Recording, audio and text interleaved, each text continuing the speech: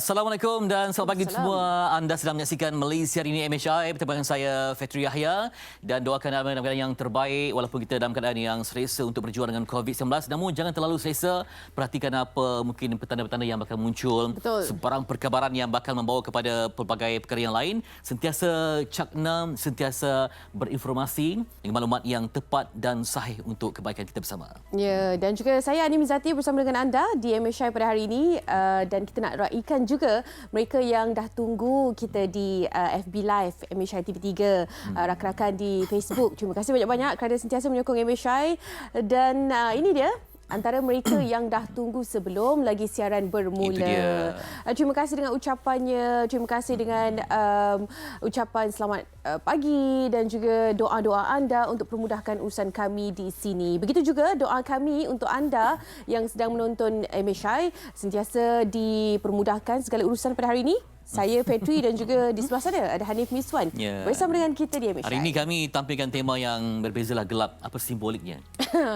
Kegelapan ada cerahnya di situ. Itulah dia. Okey.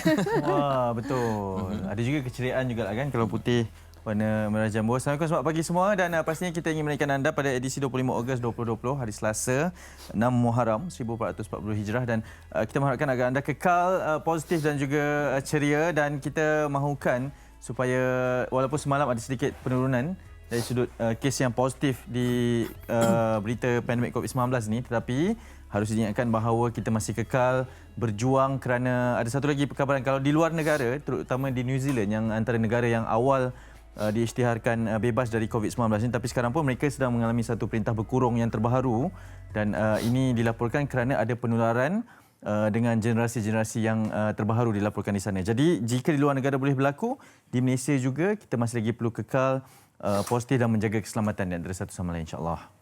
Okey, kita nak kongsikan juga carta terbaru tentang perkembangan kes COVID-19 di Malaysia. 7 kes baru yang disahkan pada hari semalam, dan 125 jumlah kematian yang masih lagi sama. Alhamdulillah, tiada catatan kematian yang baru. Jumlah kes disahkan positif 9,274, 184 kes yang masih dirawat. Okey, seperti anda dapat saksikan sebentar tadi, pembahagian 5 kes import dan 2 kes tempatan. Kita harapkan penularan COVID-19 ini dapat dikawal hari demi hari. Seperti biasa, sering kali diingatkan, kami juga tidak jemu untuk mengingatkan anda sentiasa kekal positif, namun begitu sentiasa patuhi SOP yang ditetapkan oleh kerajaan. Okey. Tentang negara jiran dah pun masuk dalam senarai top 20 sebenarnya, top 25 iaitu Filipina yang menjangkau hampir 200,000 kes. Dan juga amaran juga kepada Indonesia 150,000 kes. Betul. Dan ini negara jiran yang terdekat, yang mana amat rapat dengan hubungan kita dari segi diplomatik, dari segi kemasukan pekerja dan sebagainya. Jumlah yang sangat tinggi, dan kalau bercakap tentang keperluan untuk kita umrah dan haji contohnya, Arab Saudi di tempat ke-14 sebenarnya dengan lebih 300,000 kes. Dan ini memberi bayangan kepada sektor-sektor yang kita berkaitanlah pelancongan yang melibatkan Asia Tenggara, kemudian dengan industri haji dan umrah yang nampaknya memang tak dapat dilaksanakan waktu yang terdekat ini. Betul. Dan pastinya ia mengambil masa yang cukup lama untuk meredakan keadaan. Lebih-lebih lagi dengan kita tahu kita hubungan bukan sahaja diplomatik tapi hubungan sosioekonomi dengan negara-negara serumpun dan juga negara jiran tak payah jauh sangatlah. Di Singapura juga membabitkan ribuan pekerja Malaysia dan sebagainya. Kita harapkan yang terbaik, sentiasa kita doakan supaya segalanya dapat dipermudahkan untuk urusan kita. Itu dia. Patutlah tampil bernawan hari ini ya. Dan ini mesti. juga mungkin hari yang terakhir untuk MHI tahun ini.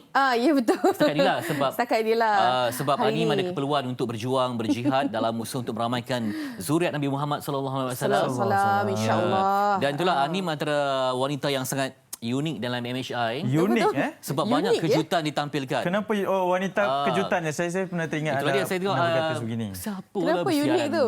Tetamu mana lah bersiaran pagi ni kan. Dia tampil berhijab ya, menyukarkan unik solekan pada waktu itu. Banyak kejutan. Kemudian dia nak kahwin, dia betul nak kahwin. Lepas tu baru dia rasa debar pengantin Kita baru. diam-diam ubi berisi. Baru kompang berpalu tiba-tiba diumumkan berisi. kehamilan pula. Jadi Itu tandanya inilah perjalanan okey. wanita tau sebenarnya. Jadi saya melihat bahawa nama Anim Izzati Rizki tu Rizki tu banyak menjadi pihak anda untuk tahun ini dan Amin, insyaAllah. Betul. Apa pun kita ucapkan selamat Hari Sebenarnya, Wanita kepada Anim. terima kasih. Dan juga kepada rakan kita yang menonton di TV3 ataupun di Facebook Live kami, selamat Hari Wanita kami ucapkan kerana hari ini adalah Hari Wanita Kebangsaan dengan temanya Wanita Wajah Negara Sejahtera. Maksudnya apa yang boleh kita simbolikkan dengan wajah itu, Anim? Bagi saya sekarang ini tidak ada, bukan kata tidak ada batas, tapi batas itu lebih terbuka, peluang itu lebih terbuka kepada wanita untuk diceburi dalam bidang yang pelbagai. Maknanya kalau dulu beberapa wanita, mungkin beberapa sektor itu melimitkan pembabitan wanita, tapi sekarang ini wanita dengan lelaki dipandang sama rata. itu dia jumlah pengetua, jumlah CEO betul. dan di TV3 ada seorang saja jurukamera wanita. Kan hari ini bersama dengan Terberikan kita. wajahnya.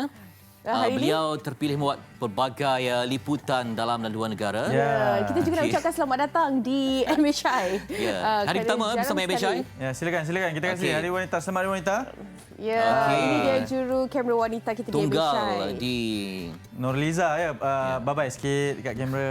Lambai sikit. Okey.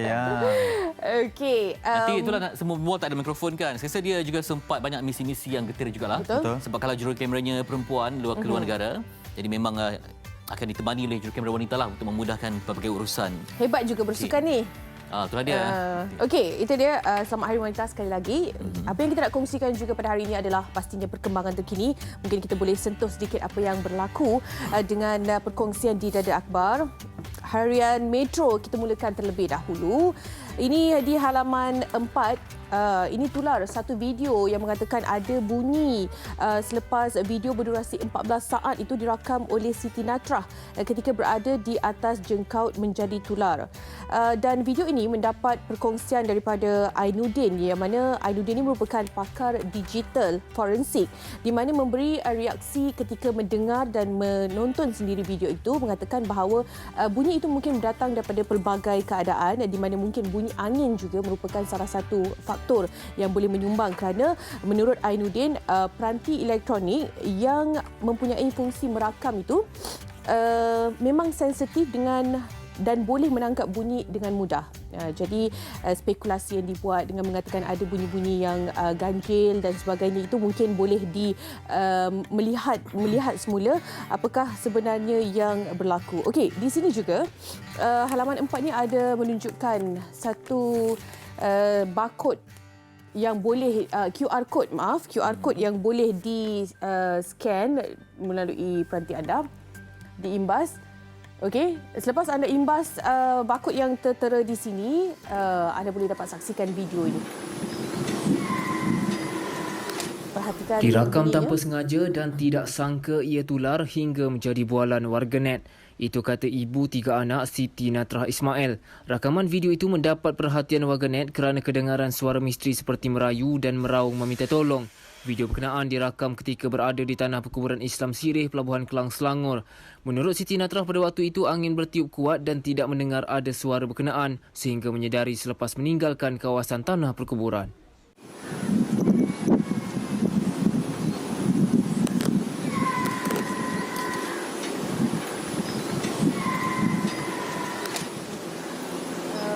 Jadi kalau anda nak ketahui ataupun nak dengar semula suara itu, apakah ia raungan ataupun dari bunyi apa kalau ada perasan?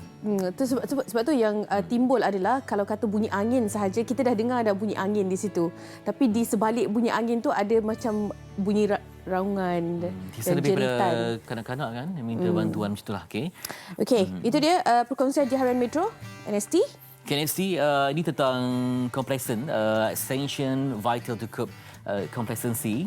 Malaysians have accepted the fact that the new norm is here to stay and they will not object to extension of RMCO beyond August 31st.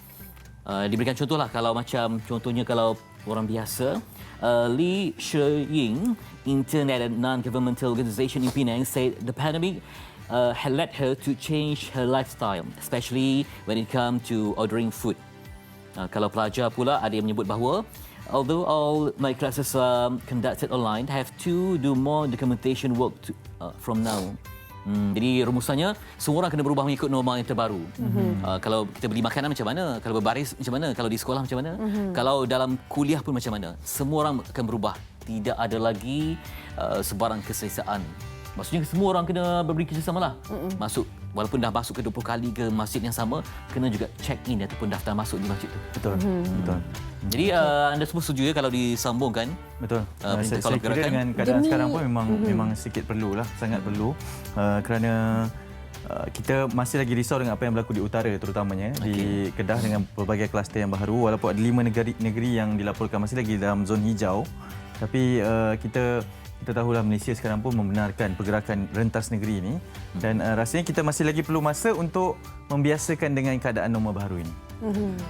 Okey, mungkin sebelum Hanif kongsikan utusan, saya kongsikan sedikit di berita harian. Ini berkaitan dengan inquest yang dijalankan berkaitan dengan kes Nora and Quirin yang mana kita tahu pada 3 Ogos berlakunya satu berita yang menggemparkan rakyat Malaysia di mana seorang yang bernama Nora and Quirin hilang pada 3 Ogos dan dijumpai semula pada 13 Ogos.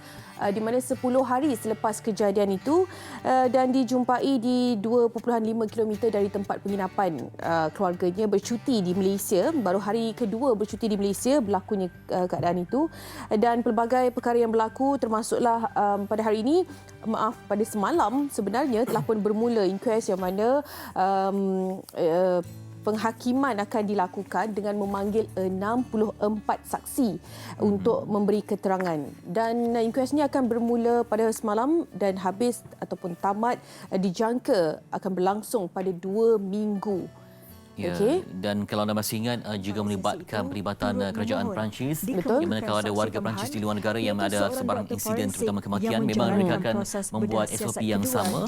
Dan itu sebenarnya kes ini menjadi bualan dunia sebab melibatkan pelbagai spekulasi. Tetapi kita tetap berpegang kepada integriti undang-undang kita, menyiasat sehinggalah ke akar umbi.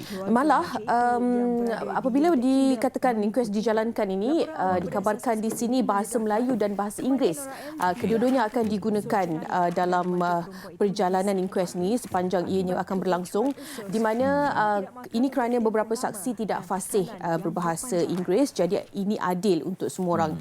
Pastinya kita mengharapkan keadilan dan juga keterangan saksi itu sangat-sangat membantu dalam penghakiman ataupun inquest yang dijalankan ini. Kita harapkan yang terbaik pastinya, bukan sahaja satu negara, Malaysia, tapi kita mengharapkan segalanya berjalan dengan lancar. Okey, dan juga penting untuk kita meninjau sikit perkembangan yang juga melibatkan politik dan sebagainya. PH lulus satu-satu projek runding terus 6.61 bilion dan pembedahan cetus kecoh di Dewan Rakyat desak ke muka senarai. Dan pentadbiran negara ketika dirajui Pakatan Harapan selama 22 bulan lalu meluluskan 101 projek ataupun perolehan kerajaan bernilai 6.61 bilion secara rundingan terus. Dan Menteri Kewangan Tengku Datuk Seri Zafrul Tengku Abdul Aziz berkata, beliau mendedahkan perkara itu, berkata perolehan rundingan terus boleh dilaksanakan mengikut keadaan tertentu dan mendapati beberapa kriteria. Dan percaturan itu mendapat tentangan beberapa ahli parlimen pembangkang yang menyifatkan sebarang jawapan ataupun pencerahan berhubung perkara itu seharusnya diterajui oleh Menteri Kewangan, bukan bekas Menteri Hal Ehwal Ekonomi Terbabit. Ada banyaklah rumusan dan juga pertalian perkembangan itu. Memang kecoh sebab ia melibatkan projek yang besar yang banyak dan juga kalau tidak serai pun memang anda tak akan dapat penjelasannya sebab ini serai panjang. Apapun ini juga saya rasa akan menghala kepada PRU yang akan datang. Sebab rasanya kedebaran itu makin hampir dengan pelbagai pembentukan parti baru dan sebagainya, akan berubah landscape politik negara dan impaknya saya kira kepada orang Melayu yang akan bingung membuat pilihan parti mana yang akan menjadi paksi mereka. Dan saya jangkakan kolaborasi ataupun pakatan yang kuat akan yang memenangi. Jiwa Melayu akan ada gambarannya untuk menang. Tapi pastilah Sukar, mungkin orang urban seperti anda pilihannya lain. orang desa kan boleh saya panggil? Saya half-half. Wanita wajar, wanita wajar. Wanita wajar. Melayu dalam dilema untuk PRU yang akan datang. Itu perobusan Betul, awangnya. tepat sekali. Dan apatah lagi sekarang dengan pilihan raya kecil di Slim ini mungkin boleh menjadi sedikit gambaran tentang situasi yang melanda, situasi politik yang melanda negara pada ketika ini. Okey, kita nak teruskan sedikit perkongsian kita ingin melihat seketika di utusan Malaysia berkenaan dengan apa yang terkandung di sini. Antaranya adalah 3.8 bilion ringgit Malaysia tunggakan bayaran balik cukai LHDN belum lunas. Ini dilaporkan oleh Jabatan Audit Negara mendedahkan tunggakan bayaran balik cukai dari Lembaga Hasil Dalam Negeri LHDN yang belum dilunaskan bagi tahun taksiran 2017 dan tahun-tahun sebelumnya adalah sebanyak 3.8 bilion ringgit Malaysia. Ini menurut Ketua Audit Negara Datuk Ni Azman Ni Abdul Majid. LHDN perlu memastikan peruntukan yang disalurkan kerajaan digunakan sepenuhnya bagi bayaran balik cukai taksiran tahun-tahun tersebut. LHDN perlu melaksanakan proses membenarkan cukai pendapatan dibayar dahulu dan audit kemudian, ataupun dalam termnya adalah refund first, audit later refile, dan bayaran balik cukai dapat dibuat dalam tempoh yang ditetapkan bagi mengelakkan bayaran pampasan atas kelewatan yang diperuntukkan di bawah Seksyen 11D Akta 53. Kata Indra Sidak Akbar, laporan Ketua Audit Negara 2019 Siri 1 Pengurusan Syarikat Kerajaan Persekutuan di sini hari ini. Dan baru saja dilaporkan juga pada tanggal 31 hari bulan ini adalah tarikh terakhir untuk kita selaku rakyat Malaysia pembayar cukai melaporkan ataupun mengisytiharkan jumlah cukai pendapatan untuk sekurang-kurangnya pembayaran balik ini dapat dilaksanakan kepada semua pembayar cukai. Siapa yang bayar cukai ini dikira sebagai wira negara. Ya. #Wiranegara. Hasil Barisan pembayar cukai ini hadapan, digunakan untuk jalan, untuk hospital, untuk bajet semuanya untuk kepentingan awam. Jadi, adalah pembayar cukai yang bertanggungjawab. Ya. Senyum dia lain sikit ini. Duta cukai Okey, kita. sebelum tu kita nak kongsikan beberapa wara-wara di mana penting juga untuk anda tahu, tapi sebelum tu kita nak juga kongsikan yang mana keadaan Mufti Perak Tan Sri Harusani Zakaria yang semalam dikabarkan dalam keadaan yang kritikal juga apabila dimasukkan ke hospital, ke unit rawatan rapi. Tapi selepas itu semalam petang yang terkini keadaan bertambah pulih, bertambah baik, di mana beberapa soalan yang diajukan kepada Tan Sri Harusani juga dapat dijawab dengan mudah dan sebagainya. Jadi itu menunjukkan perkabaran yang baik sekali di mana ada reaksi emosi kabarnya. Okey, kita harapkan yang terbaik juga. Selepas ini mungkin rawatan stroke akan dijalankan seperti biasa. Apa yang dikabarkan ini sedikit sebanyak keratan video di kawasan hospital. Jadi ialah kita pun harapkan kita doakan yang terbaik supaya Mufti dapat terus bekerja untuk ummah, memberikan penjelasan demi penjelasan. Ya, okey, baik. Itulah dia. Sebagi pada wanita gagahlah sesuai dengan. Saya ada sesuatu nak dikongsikan kepada anda semua. Ini tentang kempen Shield Talks lawan denggi. Okey, tahukah anda bahawa simptom-simptom demam denggi dan jangkitan COVID-19 ada persamaan seperti demam panas, keletihan dan sakit badan. Namun jangkitan demam denggi akan mengakibatkan pesakit mengalami sakit kepala, loya dan muntah. Jadi bersama-sama kita melawan denggi. Okey, cuba untuk cuba untuk gunakan masa anda lah 10 minit itu setiap minggu untuk anda bersihkan kawasan rumah seperti yang disarankan. Betul, denggi apa nama tu? Edis ada nama Edis yang kerjanya dalam rumah, ada yang luar rumah. Kita pernah kongsikan juga kan? Dia rupanya banyak dia punya salah silah keluarga. Okay. Betul. Dan juga musim panas dan macam-macam ni, dia kategori yang cemerlang dalam untuk dia membiak. Kondusif, situasi ataupun cuaca yang sangat kondusif untuk membiak denggi. Dia. Dan saya sangat nak buat laporan. Adakah daun betik ni impactful kepada mereka yang kena denggi? Jus daun betik Nantikan laporannya dalam majalah 3. Wow. Sempat lagi. Buat promo. Okey, kita ada baru DM Syai, rancang. silakan. Baru perancangan. Saya nak makan sekejap. Okey, silakan. Mencuba sesuatu yang baru boleh membina keyakinan diri. Ramai yang sudah kongsikan bagaimana mereka mencuba sesuatu yang baru dan memberi inspirasi antara satu sama lain. Dan terima kasih untuk semua atas perkongsian telah pun diberikan kepada kami. Maggie dengan kerjasama Winner Wheel di bawah program Google mencarikan bengkel online percuma untuk wanita di seantero negara ataupun seluruh Malaysia untuk tingkatkan kemahiran anda. Marilah daftar sekarang untuk bengkel online wanita cukup berani di www.maggie_tak kenal tak cinta. Tadi yang struktur saya sebut garis miring, minta maaf ya. Okey. Jangan ya. Meminjam istilah rakan serumpun Singapura. Okey. Kalau kita panggil apa? Berpalang ya? Berpalang.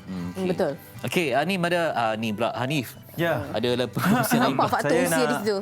Saya nak uji vokal saya terlebih dahulu lah. Sebab ni antara program realiti terbaru di TV3 iaitu Vocal Mania. Kami ingin menjemput anda untuk menyertai sesi uji bakat rancangan program realiti terbaru di TV3. Hantarkan klip video nyanyian anda berdurasi 1 minit di www.extra.com.my. Tarikh tutup penyertaan pada 30 September 2020, lebih kurang sebulan saja lagi. Dan antara syarat-syarat penyertaan untuk menyertai program realiti ini adalah warga negara Malaysia, berusia 18 hingga 35 tahun dan juga klip video anda mestilah berdurasi 1 minit sahaja. Okey, apa tunggu lagi? Sertai sekarang. Jika anda superstar yang kami cari, inilah peluang anda untuk menyertai Vocal Mania. Dan 20 tahun lepas, Ya. rakam penyampai kita pernah sertai tandingan sebegini. Oh, siapakah itu? Wow. Adakah suara yang berada di mungkin gegendang telinga kita ni? Sebenarnya banyak ramai tahu rakan pengacara kita yang mempunyai suara yang sangat sedap. Tapi kecuali awak lah. Awak ada lain. Lirik-lirik. Kenapa Betul, awak ya. cakap kecuali dia? Sebab saya pernah dengar dia yang nyanyi. betul sedap nyanyi? Ha? Kalau betul-betul sedap, Fariha boleh nyanyi kan? Eli Iskandar boleh lah. Eli Iskandar, kemudian ada Irin Putri. Eli Ramai kalau dia sebenarnya. tarik macam ni. Tapi Okey, itu dia. saya mau tu backup vocal. Tapi kalau dari sudut usia, ramai dah yang tak boleh masuk lah Vocal Mania ni. Sebab dia sampai 35 betul-betul. tahun saja. Sebab saya bercakap dan menyanyi adalah perkara yang sama. Sama? Okey. Ya. Tak dapat nak dibezakan ya. Okey. Tapi kena 35 kan? Ha? 35 ke bawah. 35 ke bawah, Awak dah tak 18 boleh hingga dah. 35 Tapi saya saja. dapat maklum ramai artis baru yang masuk pertandingan ni. Okey. Jadi kena bersaing lah dengan artis yang dah ada nama. Ah. Okey, baik, itu bukan alasan yang penting kita mencuba. Mana tahu dapat rezeki kan. Nantikan. Okey. Okey, seterusnya seperti biasa setiap hari kita ingin menyemarakkan lagi semangat kemerdekaan dan juga memperingati apa yang berlaku di Malaysia. 63 tahun dah Malaysia, pastinya banyak sangat perkara yang berlaku. Tapi perkara-perkara kecil yang mungkin dah dilupakan dan tidak lagi disebut-sebut. Cerita Bulan Merdeka.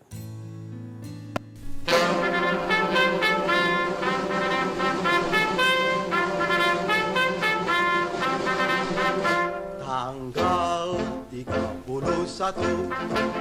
bulan 8 Bila kali pertama datang ke Kuala Lumpur? 57 Kalau saya datang ke Kuala Lumpur 8 tahun lepas.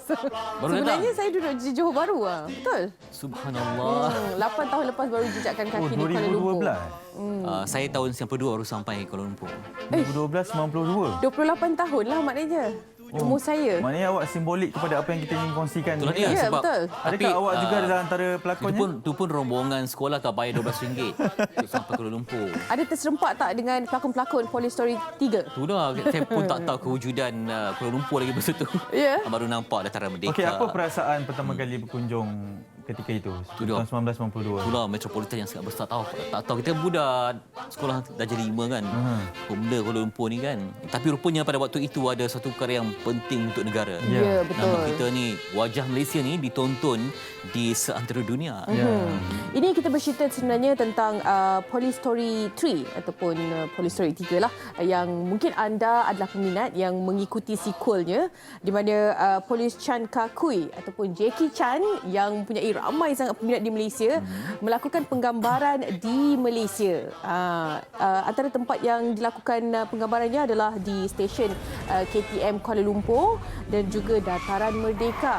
Siapa polis tu Siapakah polis tu? Michelle Yeoh. Tunggu kan, pada dia ketika tak, ini. saya ada polis biasa yang ada watak dalam ni. Oh, maknanya yang menaiki kenderaan ataupun jentera-jentera polis ni. Apa perasaan mereka masa tu dapat keluar satu Betul filem kan?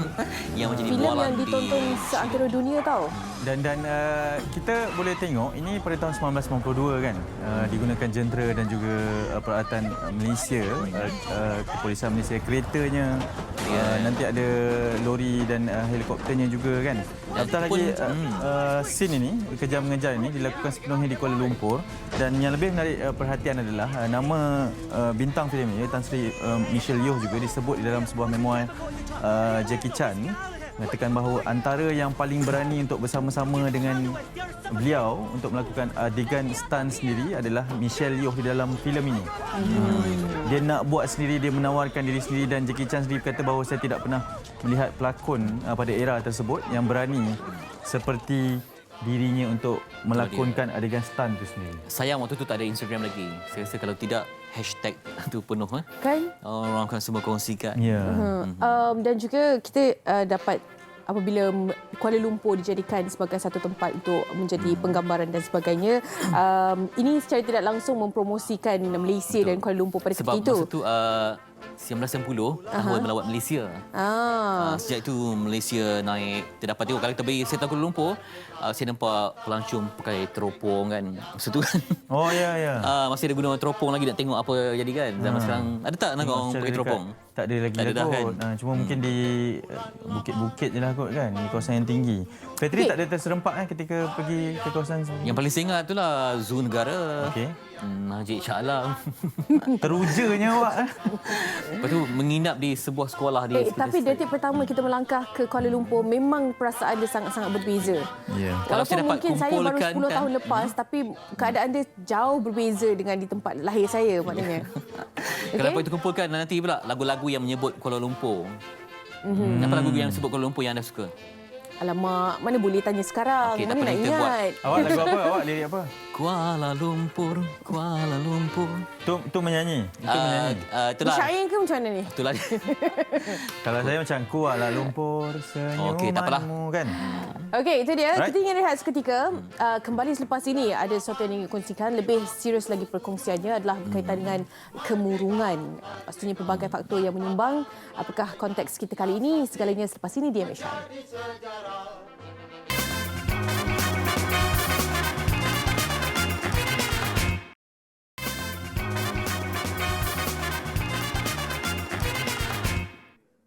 Masih lagi bersama dengan saya Demi Syai untuk siaran pada hari ini 25 Ogos 2020.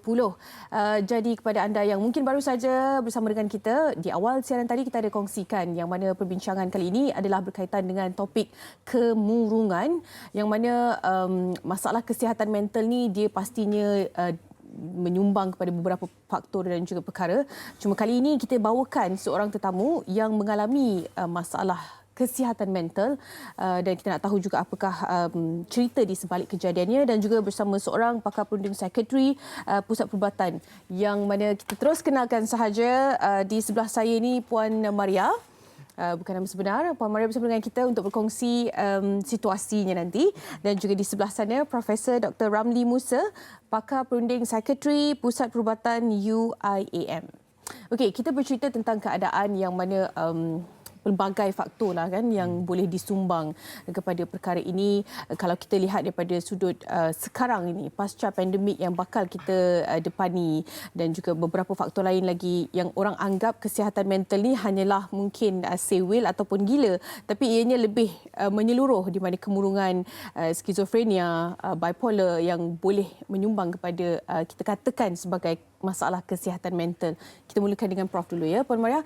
Prof, mungkin apa yang rakyat Malaysia ni tidak tahu lagi, ataupun tahap cakna rakyat Malaysia ni yang memberi perhatian terhadap masalah kemurungan?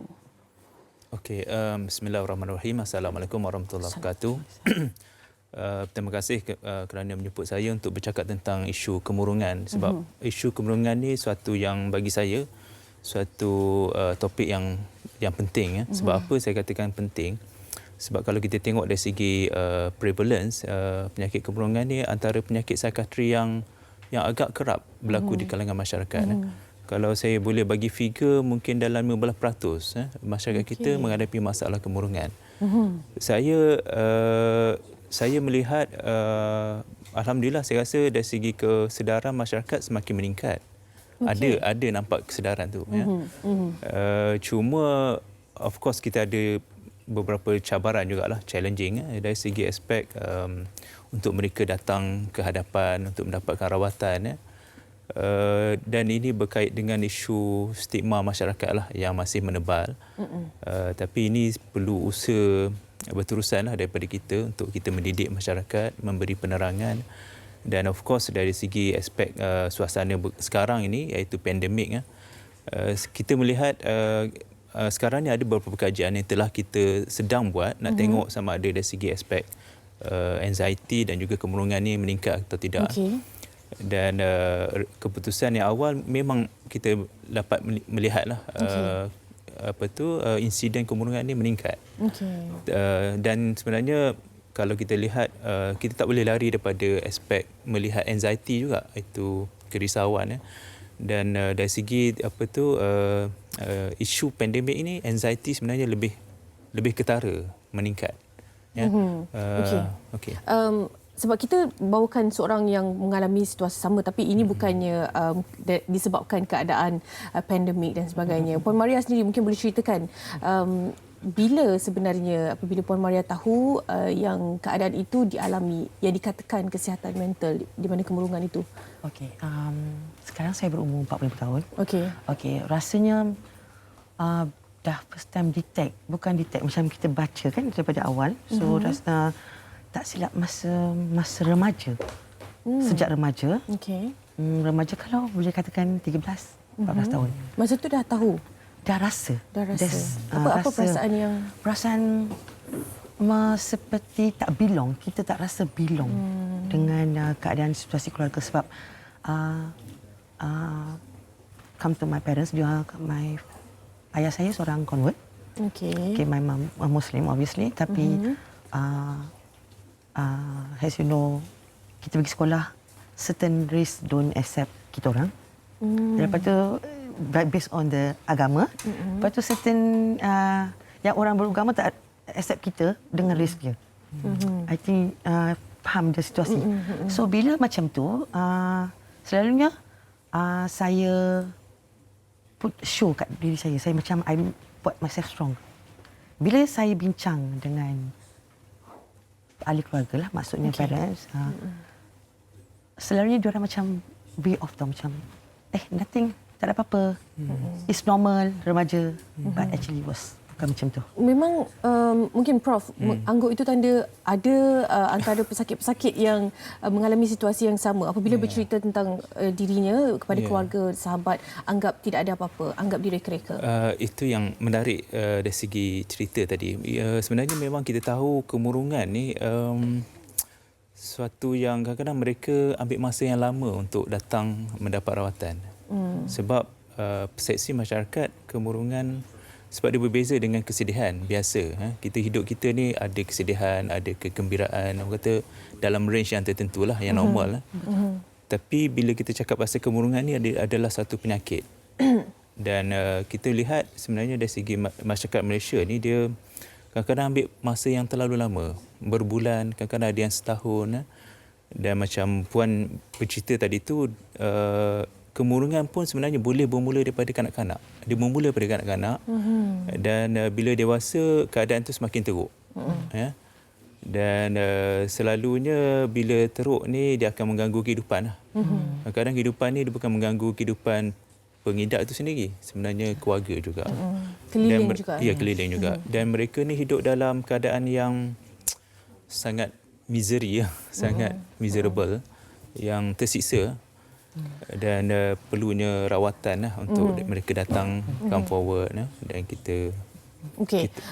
Puan Maria, bila kita bercerita tentang macam Puan Maria ada kongsikan yang tadi disebabkan keluarga tak rasa diterima oleh keluarga oleh selepas memeluk Islam lah kan, terutama sekali. Jadi keadaan itu berlanjutan dan bila sebenarnya yang siapakah yang menjadi orang yang Puan Maria rujuk ataupun adakah pernah dapat rawatan dan sebagainya? Okey. Saya berkahwin 2004. Okey. Alright. Masa tu saya mengandung anak pertama, iaitu kembar. Seorang meninggal. So, sebenarnya benda tu what you call lebih dirasai. Lebih dirasai masa anak yang kembar tu seorang meninggal. Yes. Okey. So meninggal remaja, gugur ke macam mana? Tak meninggal. Meninggal masa selepas lahir. Ya. Okey. So that means so sekarang perasaan guilty dah. Untuk kita kan, kita rasa macam bersalah. Dah daripada remaja dah rasa not belong. Then you dah berkahwin, rasanya okey. Now kita rasa somebody. Then suddenly Perkara anak itu kita pula terjadi. lagi sekali dia macam that's pencetus yang sangat sangat obvious. Okay.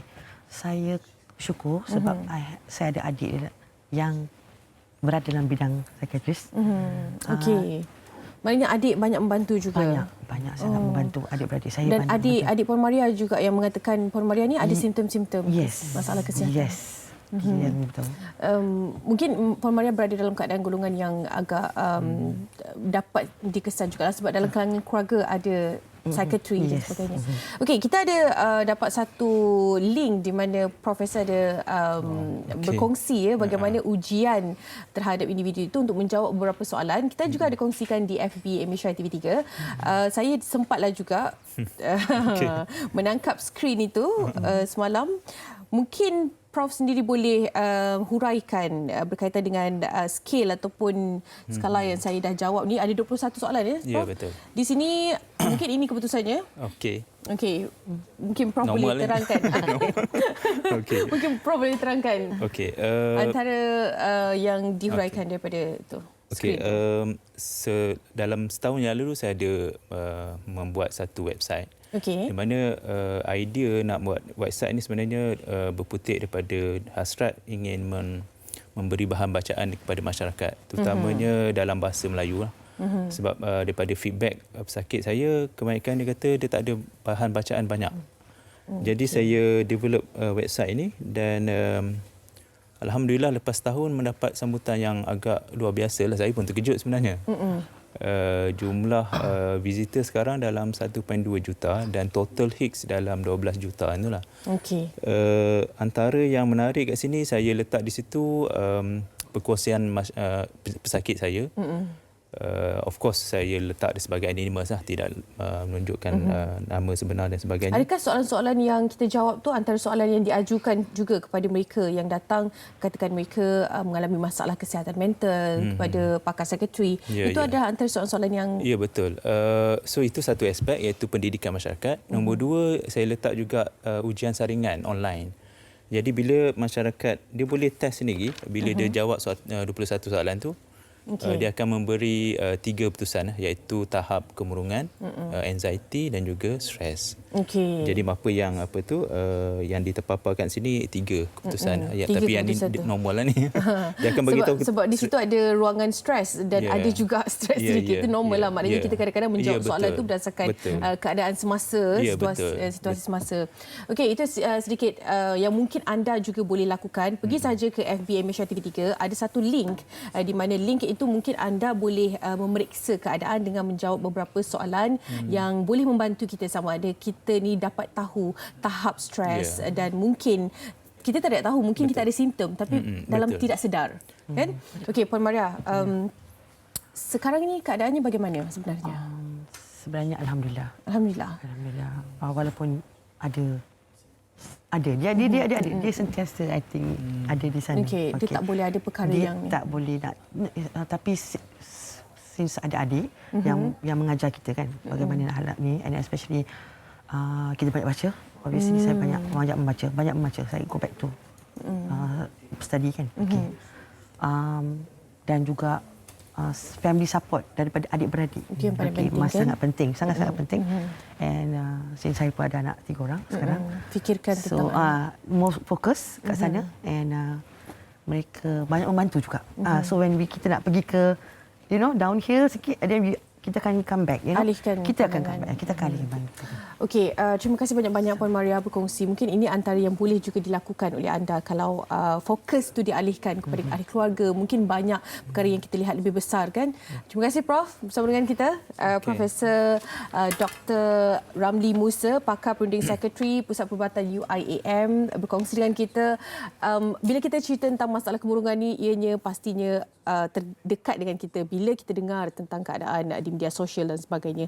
Menjadi rakyat yang prihatin adalah salah satu yang boleh kita lakukan bagi mengurangkan kadar potensi mereka ini lebih berada dalam keadaan yang lebih serius. Okey, kita ingin berehat seketika. Kembali selepas ini akan bersama dengan Hanif Miswan dan juga Fetri Ayah.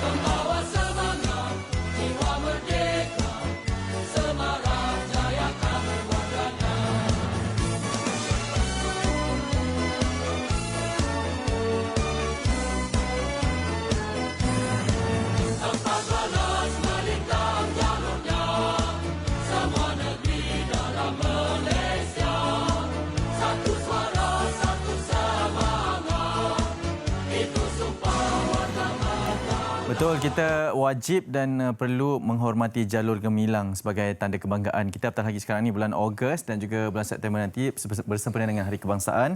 Jadi sekarang ni pun kita ingin membawakan kepada anda berkenaan satu perkongsian yang sangat menarik, iaitu telah kita lancarkan kempen Tabung Pahlawan pada 19 Ogos tempoh hari, dan hari ini setiap hari akan kita bawakan berkenaan dengan sedikit perkembangan apakah itu Tabung Pahlawan, kenapa kita perlu bersama-sama menyokong inisiatif ini. Jadi untuk itu pada pagi ini kami sangat berbesar hati kerana menerima kunjungan yang bahagia Major Jeneral Datuk Zulkarnain bin Ahmad, Ketua Pengarah Jabatan Hal Ehwal Veteran ATM, merangkap Sekretariat Kempen Tabung Pahlawan. Assalamualaikum, selamat pagi Datuk. Waalaikumsalam, terima kasih. Sihat Datuk? Sihat walafiat. Yang pertama saya sangat gembira kerana Datuk sendiri yang memasangkan pin ini kepada saya sebagai simbolik Tabung Pahlawan ni, kempen Tabung Pahlawan. Sangat menarik, dan inisiatif ini mungkin Datuk sebagai permulaan kempen Tabung Pahlawan telah dilancarkan, dan mungkin untuk kita mengetahui sebagai perkongsian kepada rakyat Malaysia berkenaan dengan jumlah veteran anggota Angkatan Tentera Malaysia yang berpencen dan tidak berpencen ni Datuk. Okey, terlebih dahulu saya ingin mengucapkan banyak terima kasihlah kepada Media Prima kerana sudi menemui saya pada hari ini, dan juga saya ingin menyampaikanlah salam oleh Menteri Pertahanan, Timbalan Menteri, KSU, PAT. These are all our leaders lah. Dan kami ingin mengucapkan banyak terima kasih terlebih dahulu ambil peluang ni. Nak ucapkan terima kasih kepada masyarakat Malaysia terutamanya kerana tahun lepas mereka dah menyumbang kepada kempen Tabung Pahlawan ni, dan kita harapkan pada tahun ni diteruskanlah usaha murni ni. Okey. Untuk menjawab soalan tadi, jumlah keseluruhan veteran ATM dan tanggungan yang kita dalam rekod kita buat masa sekarang ni, kita ada iaitu sejumlah 309,000 veteran keseluruhannya. Okey, veteran yang berpencen adalah seramai 102,559 orang. Veteran tidak berpencen seramai 180,395 orang. Dan penerima pencen terbitan. Penerima terbitan ini adalah balu pada yang dah meninggal. Adalah seramai 23,946 orang. Okey, so kita juga saya ambil peluang ini juga untuk nak menyerulah kepada para veteran-veteran yang tidak berpencen ini. Kita masih lagi ramai yang belum berdaftar secara lengkap lah dengan Jabatan Hal Ehwal Veteran. So saya ambil peluang ini untuk menyeru pada veteran-veteran yang tidak berpencen di luar sana untuk segera berdaftar dengan JEF, Jabatan Hal Ehwal Veteran, supaya kita boleh memantau, menyalurkan sumbangan-sumbangan kepada mereka. Ya, itu sangat penting juga, dan mungkin Datuk sendiri memahamkan saya tadi ada perbezaan di antara pesara kerajaan dan juga pesara tentera. Sedikit penjelasan. Okey, saya nak beri sedikit penerangan. Pesara tentera ini, kalau pesara awam dia akan bersara pada umur 60 tahun. Okey, manakala bagi pesara tentera kita bersara pada umur, kita hanya berkhidmat selama 20, sama ada dia berkhidmat 10 tahun, 15 tahun, 18 tahun, 21 tahun atau 26 tahun. So yang berkhidmat 21 tahun ke bawah tidak berpencen. Sebab tu kita ada pesara tidak berpencen dengan pesara berpencen. So yang berkhidmat 21 tahun hingga 26 tahun ini akan mendapat pencen. Okey. So kalau kata dia masuk tentera pada umur 18 tahun. 18 tahun dia masuk askar, kalau dia berkhidmat 21 tahun, dia berpencen pada umur 9 tahun. So, manakala yang 26 tu umur dia akan lebih kurang dalam 42, 43 macam itu. So, mereka ni masih muda. Dan tanggungan mereka yang mustahak di sini masyarakat faham is that kalau orang pesara awam, dia di umur 60 tahun tanggungan dia dah tak ada. Dia hanya mungkin tinggal dengan isteri dia.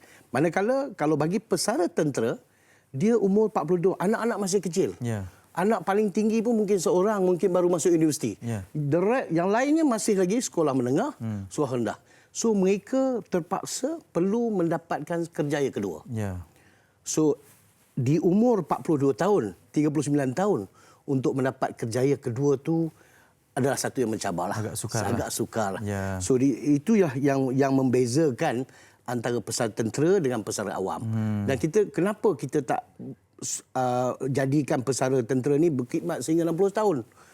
Saya rasa itu adalah keperluan perkhidmatan di mana takkan kita nakkan tentera kita semua tua-tua. Ya, betul. Atau berumur. Kita mesti ada tentera-tentera yang muda, yang kuat, yang memerlukan itu. Okey, Datuk. Sangat jelas pencerahan itu. Mungkin ini boleh membawa kepada objektif penubuhan pelancaran kempen Tabung Pahlawan ini. Okey. Objektif pelaksanaan kempen Tabung Pahlawan ini seperti yang tahun lepas juga, kita ada 3 objektif utama lah. Objektif yang pertama adalah untuk memberi kesedaran kepada rakyat dan masyarakat di atas pengorbanan para pahlawan kita di masa dahulu dan juga sekarang. Kemudian semasa dahulu mungkin semasa menentang pengganas komunis, semasa konfrontasi, pengorbanan mereka ini. Kita ingin mengingatkan kembali masyarakat. Dan kalau kita tengok zaman sekarang, pengorbanan the frontliners, termasuklah tentera-tentera kita ni, juga perlu dihargai. Tentera, kalau kita lihat tentera berada di dalam bandar, bermaksud ada masalah. Betul. Kalau kita tak nampak tentera di dalam bandar, itu baik. Maksudnya tentera negara dalam keadaan yang baik. Sebab tentera bertugas di perbatasan, di pulau-pulau, di lautan. So, apabila kita lihat tentera dalam bandar, kita ada sikit macam keadaan COVID-19 lah itu. Betul. Kan? So, jadi kita nak menyedarkan kepada masyarakat dan umum supaya melihatkan kepada pengorbanan mereka ni. Dan itu objektif pertama. Objektif kedua adalah untuk memupuk semangat patriotik lah. Terutama di kalangan remaja-remaja. Dan yang ketiganya, kita juga akan minta untuk dana-dana untuk mengutip dana lah untuk mengisi kempen Tabung Pahlawan ini. Ya, betul, dan juga untuk kegunaan bersama. Datuk, kita ada kurang lebih 3 minit saja lagi. Mungkin kita boleh rangkumkan kaedah kutipan kempen Tabung Pahlawan dan bagaimana sekiranya rakyat Malaysia berbesar hati ingin menyumbang. Okey. Kita fokuskan kepada sumbangan online tahun ini disebabkan COVID-19 ni. Kita pergi kepada online menggunakan media dan kita banyak terima kasihlah kepada Media Prima untuk kerana telah membantu kami lah untuk perkara ni. Dan kita dengan cara kita sumbangan ni boleh dibuat melalui portal kempen Tabung Pahlawan di tabungpahlawan.jhev.gov.my. Kita juga ada melalui perbankan online, cek ataupun wang pos di Afin Bank atas nama Tabung Rayuan Hari Pahlawan. Account number seperti yang terpapar di skrin lah. Dan juga kita ada CIMB Islamic atas nama Yayasan Veteran ATM, iaitu account number 1035 0000253332. So penyumbang-penyumbang ini akan mendapat penolakan cukai. Itu yang mustahak. So siapa yang menyumbang, dia juga akan diberi penolakan cukai. Dan itu faktor yang sangat penting tu. Dan mungkin sebab sekarang kita sedang mempromosikan perkara ini akan berterusan. Mungkin ada program-program lain yang bakal dilancarkan. Program selain daripada kita datang menyeru dekat TV, kita akan juga buat makan malam amal pada dijangkakan kita rancang dalam bulan Oktober. Dan golf amal pada bulan November. Kayuhan amal dalam bulan Disember, dan insya-Allah kalau semua berjalan lancar, kita akan mengadakan majlis penghargaan kepada semua penyumbang-penyumbang kita dalam bulan Januari 2020 nanti. So kita harapkan semasa program-program ini dilaksanakan, kita mendapat sambutan lah daripada masyarakat. Apatah lagi sekarang ini dengan norma baharunya. Betul. Dengan keadaan sekarang ini. Datuk, mungkin sumbangan telah dilakukan ataupun masih lagi diperlukan. Siapakah yang akan bakal mendapat manfaat daripada kempen Tabung Pahlawan ini? Sebagai contoh, kita dah orang yang akan menerima manfaat daripada ini adalah veteran ATM yang kelayanan upaya, veteran kurang upaya, balu-balu anak-anak ATM dalam terutama yang kategori OKU, dan juga veteran-veteran dan balu yang daif, veteran-veteran dalam kategori asnaf dan keluarga mereka. Kita juga menggunakan dana ini untuk tujuan pelajaran anak-anak mereka.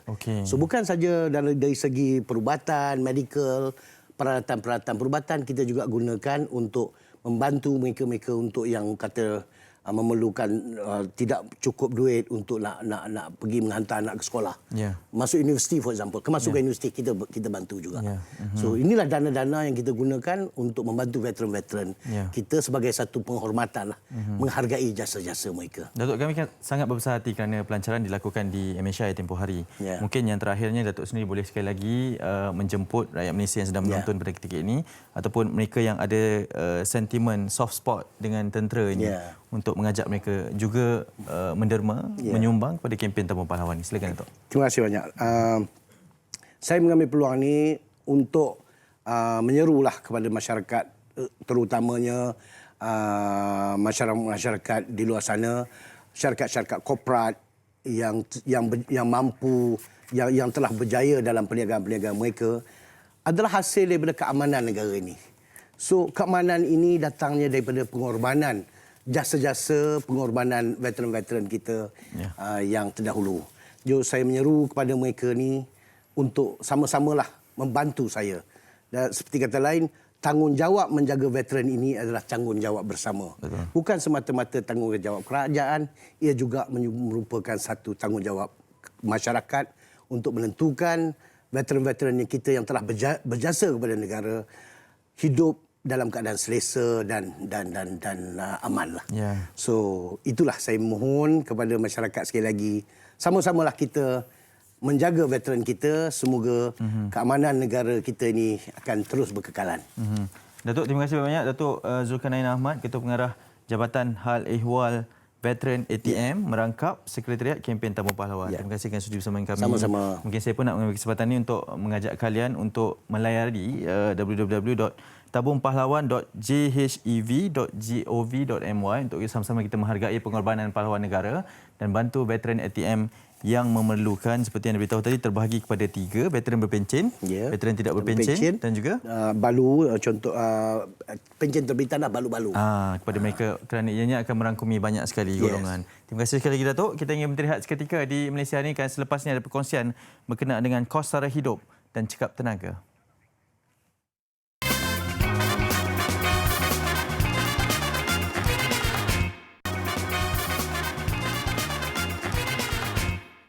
Kembali semula di MHI dan anda masih lagi mengikuti kami untuk nak pakai ilmu dan juga limpahan maklumat. Kali ini kita nak fokus pula kepada apa yang telah pun dijalankan dan digerakkan oleh FOMCA dalam usaha untuk kita menguruskan tekanan kewangan dan juga akibat kos sara hidup dan cekap tenaga. Dan untuk itu saya akan bersama dengan Presiden FOMCA, iaitu Gabungan Persatuan Pengguna Malaysia, Pendekan Profesor Datuk Dr. Marimutu Nadasen. Terima kasih. Baik, jadi Datuk datang hari ini banyak membawa harapan dan juga membawa penjelasan yang diutarakan. Dan saya mendapat maklum bahawa kalau merujuk pada laman web FOMCA, banyak diadakan kaji selidik untuk menilai bagaimana ke tahap tekanan kewangan yang dialami oleh orang ramai akibat COVID-19, Datuk. Ya, kalau kita melihat mengikut perangkaan oleh MIA, Malaysian Institute of Economic Research, mereka telah memaklumkan bahawa kerana COVID-19, 20.4 juta pekerja akan hilang kerja. 2.4 juta? Itu prediction MIA. Itu yang pertama. Yang kedua, kita harus ingat iaitu golongan yang paling tertekan dalam isu ini ialah B40 dan M40. B40 ni hampir 70%. Sebab kita kena faham iaitu mereka adalah punca pendapatan mereka adalah mungkin pekerja sambilan, harian dan sebagainya. Maka golongan inilah yang paling tertekan. Jadi kerana mereka ini tertekan, kalau kita lihat kajian oleh kerajaan sendiri yang menyatakan iaitu hampir 70% orang rakyat Malaysia untuk mendapatkan dana sebanyak RM1,000 untuk emergency, untuk kecemasan. Mereka tak mampu. Jadi ini adalah keadaan pada keadaan sekarang. Tetapi kalau kita lihat, mungkin kerajaan telah membantu melalui moratorium yang telah diberikan, iaitu 6 bulan. Tapi kita mungkin lihat bulan Oktober, November, Disember, ini masih ada mereka-mereka yang susah untuk membayar pinjaman mereka, perumahan maupun kereta, personal loan, business loan dan sebagainya. Dan mungkin apa yang Fomka takut atau risau ialah suku pertama 2021. Itu kita akan melihat banyak lelongan awam, rumah-rumah, okay, where the action will be taken. Itu lelongan awam, non-performing loan, dan juga untuk pekerja-pekerja muda yang umur 25 hingga 35 atau 40. Ini adalah golongan yang paling mungkin tertekan, iaitu mereka telah membeli rumah, telah berkahwin dan telah pun mempunyai anak. Tetapi mungkin diberhentikan kerja. Berhenti kerja. Bila berhenti kerja, dan kita akan dapat isu yang lain, iaitu penceraian. Okey? Jadi sebab kesannya itu merantai merantai. Jadi sebab itulah apa yang Fomka ingin menekankan pada keadaan sekarang ialah kami telah membuat banyak kajian-kajian secara kecilan. Iaitu contoh sekarang dan pada masa sekarang kami sedang membuat kajian mengenai dengan bagaimana seseorang pengguna menjalani hidup mereka selepas mereka dibuang kerja. Itu adalah salah satu kajian kami. Kajian yang kedua adalah iaitu kami pun mengaji bagaimana pola perbelanjaan, pola perbelanjaan dan pola pemakanan para pengguna sekarang. Okey, apa dapatan daripada hasil? Ya, sebab kita kena faham, mungkin dahulu mereka membelanjakan RM500 untuk makanan mereka di rumah. Sekarang oleh kerana pendapatan telah berkurangan, maka kualiti hidup mereka pun terganggu. Betul. Jadi dan juga impak juga kepada nutrisi anak-anak Yap. Ya, mungkin anak yang pergi sekolah mungkin tak dapat pergi tuition, yang apa yang dirancang. Dato' kita sedia arif bahawa kalau melibatkan golongan B40, M40 ini memang kita nampak kesannya jumlah yang tinggi. Namun adakah menerima aduan dan juga daripada kategori T20? Saya ambil contohlah, ini contoh saja. Misalnya kata seorang juruterbang kan, yang tetapi mereka ni terima unpaid leave ataupun tak lagi dapat bekerja, jadi terpaksa buat kerja-kerja yang ini. Jadi daripada penyusunan jadual gaji daripada T20 kepada mereka kembali kepada kategori B40, adakah terima juga aduan daripada golongan T20 yang sebab mereka pun mempunyai permasalahan. Contoh sekarang kalau kita lihat jurutera-jurutera dan sebagainya, engineer-engineer, pembinaan, banyak pembinaan telah berhenti untuk sementara waktu. Kita tidak tahu bila mereka akan bermula beroperasi. Begitu juga kalau pagi ini saya baca Delta S, hampir 1,800 juruterbang akan diberhentikan. Jadi kita tengok semua orang telah sama ada mereka B40 atau M40 ataupun golongan yang tinggi, semua telah mendapat kesan jaringan, iaitu untuk sementara waktu. Jadi apa yang kita merayu kepada kerajaan ialah iaitu kerajaan harus berperhatian lagi lah. Jadi saya haraplah bajet untuk 2021 ini mempunyai more insentif bagi membantu para pengguna di negara ini. Sampai pada golongan sasar. Okey. Juga ini termasuk dari segi pengurusan domestik rumah tangga ya. Sebab ia juga dapat kita fokus pada ilmu, terutama dari segi penggunaan yang cekap tenaga. Kalau tadi pengurusan makanan, ini pula tentang pengurusan seperti elektrik contohnya. Apa pendapat? Okey, macam untuk Fomka bukan masa MCO saja. Dah 6 tahun dahulu Fomka telah mengadakan kempen kecekapan tenaga berterusan. Iaitu contoh majoriti macam TV kita saja snap, buka switch dia. Tapi kita tak tutup switch bawah. 20% hilang tenaga. Dan standby aircon, standby kita punya electrical gate. then kita bubuh charging battery ya. Kita charge battery, kita tarik saja. Kita tak tutup switch. Jadi yang paling penting itu, sebab itu kita wujudkan 8 tahun yang lepas kempen yang dipanggil switch. Ya, untuk memastikan mereka menutup switch itu. Not on standby. Ya, jadi you dapat mengurangkan at least 20%. Tapi kan gambaran video yang jelas ya, mungkin dengan secara kartun ini mungkin lebih mudah difahami untuk anak-anak. Jadi pelbagai aktiviti digunakan untuk kita jadi pengguna yang bijak untuk menjimatkan tenaga, kos yang semakin tinggi, pendapatan yang mungkin berkurang, dan ini masih yang terbaik untuk kita laksanakan dengan hidup yang prihatin sebegini. Baik, jadi memang FOMCA pun menyarankan supaya ada kehidupan yang berteraskan kepada kehidupan yang cekap tenaga ini. Macam mana ini dapat disampaikan kepada orang awam supaya menyahut seruan ini? Sekarang FOMCA masih lagi berterusan mengendalikan program-program mengikut kawasan-kawasan, macam mungkin pada tahun bulan September ini FOMCA akan memberikan pendidikan yang lebih kepada penduduk-penduduk di sekitar Klang Valley, iaitu kami sasar hampir iaitu meter pintar ataupun smart meter. Itu penting. Smart meter ini bukan satu meter yang terbaru. Banyak negara telah pun mencubainya dan berkesan. Contoh, kalau kita ada smart meter di rumah kita, kita dapat mengawal mengikut app kita berapa perbelanjaan seharian. Itu yang pertama.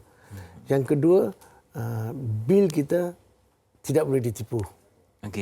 Itu yang penting. Sebab 30 hari akan keluar. Seseorang pengguna dapat meneliti dan menggunakan apps itu untuk mendapat mengetahui berapa banyak mereka telah menggunakan pada bulan dari 1 hari bulan hingga 15 hari bulan, 16 hari bulan hingga 30 hari bulan. Dan kita pun boleh dapat aplikasi iaitu penggunaan jenis mana yang memakan elektrik banyak. Jadi this is the latest way forward lah. Jadi kita dapat mengawal perbelanjaan kita. Sebab tenaga adalah satu utility yang utama untuk kita. Sebab kalau satu hari tak ada electricity, ya, tahu sajalah. Jadi FOMCA sekarang ini sedang menerima banyak tekanan jugalah, laporan yang berterusan. Jadi macam mana kesediaan untuk melayani pelbagai pertanyaan, pelbagai komplain dan sebagainya? So pada masa sekarang kalau kita lihat masalah yang terbanyak atau aduan yang terbanyak yang FOMCA terima ialah kita panggil refund. Refund maksudnya, okey, saya telah membeli tiket penerbangan. Boleh tak saya dapat balik? Tapi tak dapat, ya. Itu yang pertama. Kedua, saya ada tempat dewan untuk perkahwinan saya. Saya nak dapat balik deposit. Begitu tempaan makanan. Begitu juga dengan tempaan pelbagai percutian dan sebagainya. Jadi FOMCA menerima setiap hari at least 200-300 aduan. Hanya berkenaan dengan pembayaran balik deposit. Pelbagai jenis lah. Termasuk penerbangan ataupun cuti-cuti. Ini FOMCA akan bantu sehingga sampai ke tribunal macam mana? Ya, bukan. Saya rasa majoriti daripada aduan-aduan ini kita boleh bincang. Macam contoh, okey, macam setengah airline dia sanggup bagi 18 bulan voucher. Bila you nak terbang, you boleh terbang. Begitu juga setengah hotel. Dia juga saya tidak boleh memberikan kembali deposit kerana kami sendiri mempunyai permasalahan. Jadi baik, untuk saya, untuk para pengguna ialah the best thing is win-win situation lah. Ya, okay, kita dah faham situasi lah, ya. Apapun, terima kasih diucapkan kepada Profesor Dr. Marimutu Nadasun, Presiden FOMCA. Maklumat lanjut di www.fomca.org.my ataupun di hotline 0378036000 untuk maklumat lanjut. Terima kasih, Datuk, berkongsi maklumat dan situasi semasa. Tekan berat seketika kembali nanti bersama dengan artis kita untuk Bersama dengan vokal mantap selepas ini, DMHI.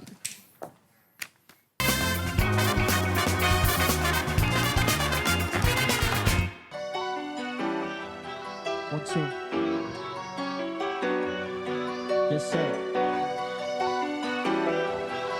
Hey. Tell me why you like me. Tolong beritahu kenapa kau pilih aku. Sekarang aku dah berjaya, ku punya kerja ya. Konon kau percaya aku. What's up? Now let me tell you, you ain't the one. Stop wasting time. 'Cause we are done. I came to notice that you don't know this. Stop wasting time. Hey, it's my time to shine. Takkan ku lupa dulu apa yang berlaku. Sampainya hati engkau bertalam. Apa yang aku buat kau tak setuju. Sekarang konon datang balik kerana last time I check, you ain't my side chick. But right now you ain't even close to a side dish. And now you know I made it. I don't hate you but I really wanna say this. Tell me why you like me. Tolong beritahu kenapa kau pilih aku. Sekarang aku dah berjaya, ku punya kerja ya. Konon kau percaya aku. What's up? Now let me tell you, you ain't the one. Stop wasting time, 'cause we are done. I came to notice that you don't know this.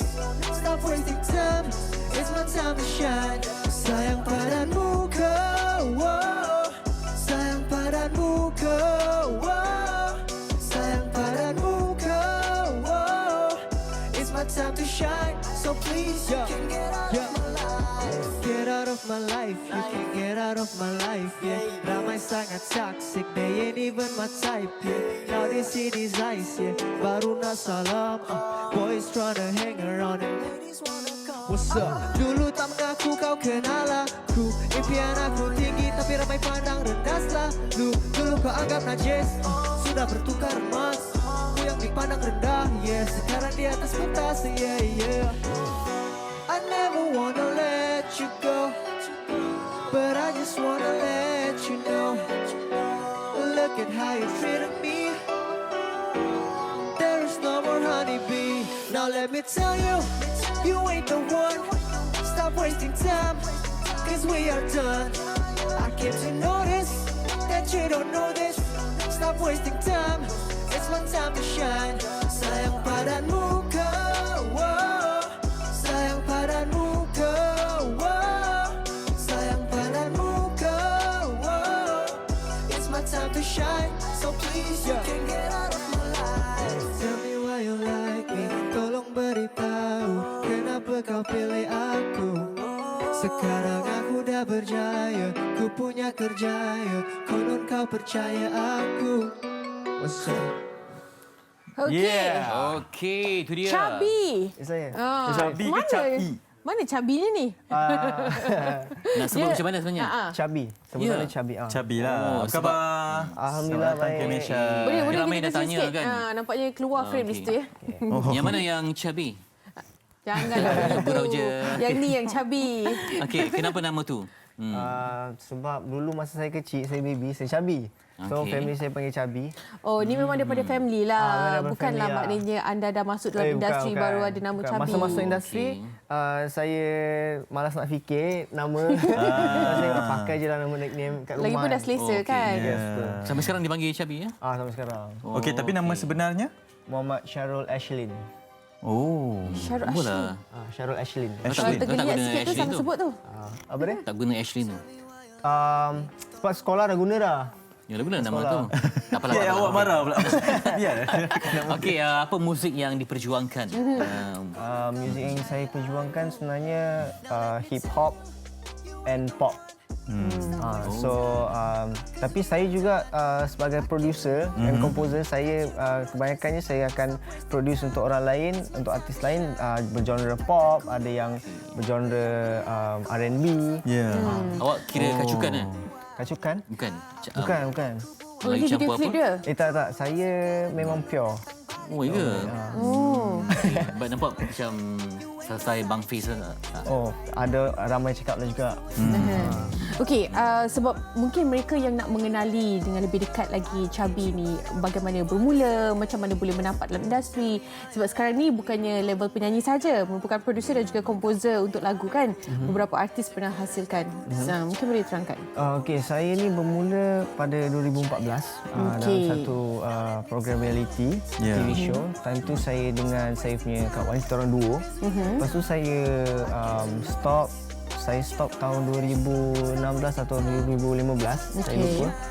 Beberapa tahun macam tu saya start balik, tapi saya debut sebagai solo artis. Okey, dan sekarang ni dengan single pertaruhan terbarunya adalah Padan Muka. Betul. Siapa yang dipadan mukakan ni? Sebenarnya Padan Muka ni X lah ni. bukan. Okay. Sebenarnya lagu ni general untuk siapa yang dengar. Lagu ni saya tujukan pada siapa yang mungkin semua pernah lalui, di mana dulu ialah kita pernah dipandang rendah dan kita pernah orang pernah caci maki kita, tapi one day kita dah selesa, kita dah tunjuk dia orang yang baru kita orang cari balik. Baru orang cari balik. So macam Padan Muka lah. Padan Muka lah siapa yang macam tu. Padan Muka lah siapa yang tu kan. Macam mana dengan persaingan? Persaingan dalam industri lah. Ya, betul. okey. Okay, persaingan bagi saya memang dalam industri ni ramai yang artis yang baru juga kan, yang bagi saya yang orang nampak adalah sebenarnya sayangan saya, tapi bagi saya tak rasa saya bersaing dengan siapa-siapa. Mungkin orang lain akan anggap saya bersaing dengan artis yang lain, tapi bagi saya memang saingan tu penting. Cuma bagi saya tak nak rasa saingan tu sebabnya saya nak fokus kat diri saya. Saya tak nak fokus dekat orang lain untuk saya nak beat dia. Tak, saya nak fokus kat diri saya. Persaingan diri sendirilah maksudnya. Betul. Saya tak tahulah, mungkin daripada pandangan anda sendirilah, nak kata baru tak juga, 2014 dah lama jugalah dalam industri kan, boleh dikatakan beberapa tahun dah tengok lenggok dan sebagainya. Adakah lebih selesa tu bila ada benchmark menghasilkan lagu sendiri, nyanyi sendiri, rap sendiri, ataupun sebenarnya untuk progres anda tu anda perlu menerima juga lagu daripada sebenarnya kenapa saya memilih untuk buat segalanya sendiri, sebab saya tahu bila keluar hasilnya, kalau jalan atau tak jalan, saya berpuas hati. Dan saya belajar dari segi segalanya lah. Saya boleh belajar muzik apa yang boleh jalan ataupun yang tak boleh jalan. Kalau di barat, muzik mana jadi rujukan? Betul. Muzik mana? Muzik rujukan saya biasanya saya dengar banyak Korean scene, Korean punya entertainment. Yes. Diorang bukan je ada K-pop sebenarnya, diorang still ada hip hop, ada macam-macam. Ada ground dia kan? Ada ground dia. Jadi itu rujukan awak lah. Kumpulan Korea yang awak rujuk.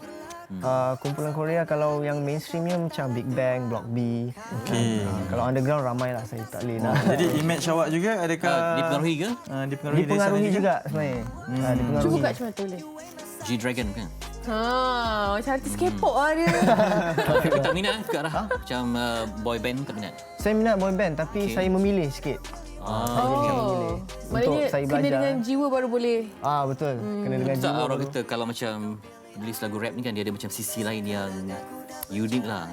Dunia dia sendiri yang sukar untuk orang lain jumpa. Sebenarnya betul, itu benar. Cuma nak kata dekat muzik mainstream ni, alhamdulillah hip hop dah diterima ramai kan. So dengan penerimaan ramai ni, buat artis hip hop ni diorang dah terbuka jalan dah untuk 100% jadi real. Nak cerita pasal diri diorang sendiri. Kita ada contoh macam Yoni Boy, dia cerita pasal life dia apa semua. Sedangkan dulu tak boleh kan, macam susah nak market.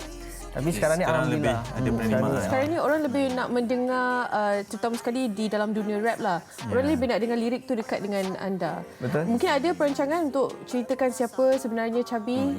Sebenarnya ada. Lagu akan datang. Atau Padan Muka ni pun berkenaan awak juga? Sebenarnya saya punya lagu semuanya bukan berkenaan dengan saya lah. Cuma saya buat lagu yang general, boleh rasa. So untuk orang ramai. So sebenarnya benda tu real. Dan saya pun lalui, anda semua pun lalui macam tu. Bukan saya seorang je yang lalui. Pernah tak awak masuk pertandingan nyanyi lagu yang bukan macam ni? Pernah. Saya pernah menyanyi lagu dangdut. Saya pernah menyanyi lagu... Dangdut. Jangan saya cakap, tak pernah nanti kita minta terlintas cuba akan nanti. keluar. Saya nyanyi lagu keroncong. Saya pernah lagu tradisional. Nak minta yang keroncong tu. Jangan sebut tak boleh, keroncong tak depan boleh. dia. Saya- Ini jiwa tradisional. Yang keroncong tu pun saya praktis minggu.